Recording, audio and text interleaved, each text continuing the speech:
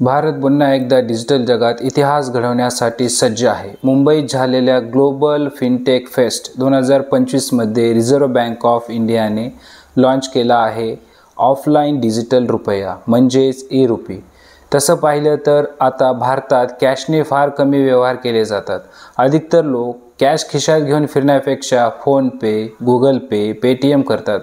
पण कधी डेटा संपला असेल किंवा नेटवर्क नसेल तर मग गोची होते. विशेषतः ग्रामीण आणि दुर्गम भागात अशा समस्या मोठ्या प्रमाणात उद्भवतात, कारण अशा भागात नेटवर्क मिळणं नेहमीच आव्हान असतं. पण आता रिझर्व्ह बँकेने डिजिटल रुपया लॉन्च केल्यामुळे इंटरनेट नसतानाही डिजिटल व्यवहार शक्य होणार आहेत. या व्हिडिओत समजून घेऊया हा डिजिटल रुपया म्हणजे नक्की काय आहे, त्याचा सर्वसामान्यांना कसा फायदा होईल. नमस्कार, मी बालाजी दुंपलवार. तुम्ही पाहताय विचारवतू. तर मित्रांनो, सगळ्यात आधी ई-रुपी आणि डिजिटल वॉलेट म्हणजे काय हे जाणून घेऊ. ई-रुपी म्हणजे भारताची स्वतःची सेंट्रल बँक डिजिटल करन्सी, जी थेट रिझर्व्ह बँक ऑफ इंडियाकडून जारी केली जाते. ही अगदी खऱ्या रुपयासारखीच आहे, फक्त तिचं रूप डिजिटल आहे. ई-रुपी आपल्या कागदी नोटासारखीच काम करेल.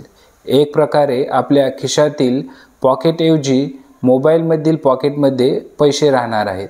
यात आपण आपल्या 10 रुपये, 20 रुपये, 50 रुपये, 100 रुपये यासारख्या नोटा असतील, पण त्या प्रत्यक्षात आपल्या खिशात नसून फोनमधल्या डिजिटल वॉलेटमध्ये असतील.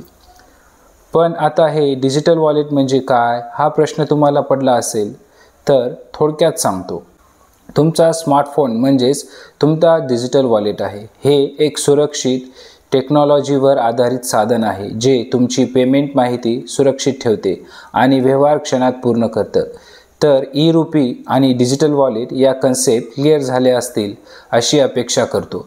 आता मूळ विषयाकडे वळू. ई-रुपी वापरून तुम्ही काय काय करू शकता, तर वापरकर्ते ई-रुपीचं डिजिटल वॉलेट वापरून कोणालाही पैसे पाठवू शकतात किंवा व्यापाऱ्यांना UPI QR कोड स्कॅन करून पेमेंट करू शकतात, आणि तेही बँक खात्याशिवाय. ना व्याज, ना शुल्क, ना किमान शिल्लक रक्कम. आणि जर मोबाईल हरवला तरी वॉलेट पुन्हा मिळवता येतो. सध्या 15 मोठ्या बँका ई-वॉलेट देत आहेत, जसे की SBI, ICICI, HDFC, yes bank, axis, Kotak bank, bank of Baroda आणि इतर. वापरकर्ते या बँकांचे ॲप्स गुगल प्ले स्टोअर किंवा ॲपल प्ले स्टोअरवरून डाउनलोड करू शकतात. आता पाहूया त्यांचं सर्वात खास वैशिष्ट्य. ऑफलाईन डिजिटल रुपी हे 2 पद्धतीनं कार्य करते. एक, टेलिकॉम सहित पेमेंट म्हणजेच अगदी कमी नेटवर्क असलं तरी व्यवहार होतो. दुसरं, NFC टॅप पेमेंट, जिथं इंटरनेट नसतानाही फोन टॅप केल्यावर व्यवहार पूर्ण होतो.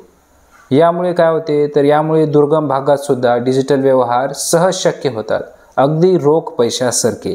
एवढंच नाही तर ई-रुपीमध्ये आणखी एक नाविन्यपूर्ण वैशिष्ट्य आहे, प्रोग्राम करण्यायोग्य डिजिटल रोख रक्कम. याचा अर्थ असा की सरकार किंवा संस्था निधी विशिष्ट उद्देशासाठी मर्यादित ठेवू शकतात. उदाहरणार्थ, गुजरातच्या जी-सफल योजनेत ई-रुपी फक्त कृषी निविष्ठांसाठी वापरता येतो, तर आंध्र प्रदेशच्या दीपम 2.0 या योजनेत LPG सबसिडीसाठी ई-रुपी कॉर्पोरेट पेमेंट्स, कर्ज वितरण आणि अनुदान योजनांसाठी खूप उपयुक्त ठरणार आहे. RBI गव्हर्नर संजय मल्होत्रा सांगतात की आधार, UPI आणि डिजिलॉकरसारख्या डिजिटल सार्वजनिक पायाभूत सुविधांनी भारतात आर्थिक समावेशनाला एक गती दिली आहे, आणि डिजिटल रुपी हा त्या डिजिटल क्रांतीचा पुढचा टप्पा आहे. ऑफलाईन आणि प्रोग्राम करण्यायोग्य वैशिष्ट्यांसह भारत जगातील पहिल्या देशांपैकी एक बनला आहे जिथे CBDC कुठेही आणि कधीही वापरता येतो. ही केवळ तांत्रिक प्रगती नाही, तर आर्थिक समावेशनाच्या दिशेने एक मोठी झेप आहे.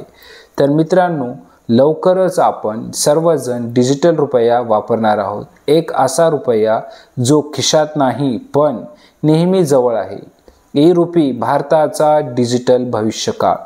या व्हिडिओमध्ये दिलेली माहिती मित्रांनो तुम्हाला कशी वाटली? या व्हिडिओतील माहिती जर तुम्हाला आवडली तर या व्हिडिओला लाईक, शेअर आणि चॅनलला सबस्क्राईब करायला विसरू नका मित्रांनो.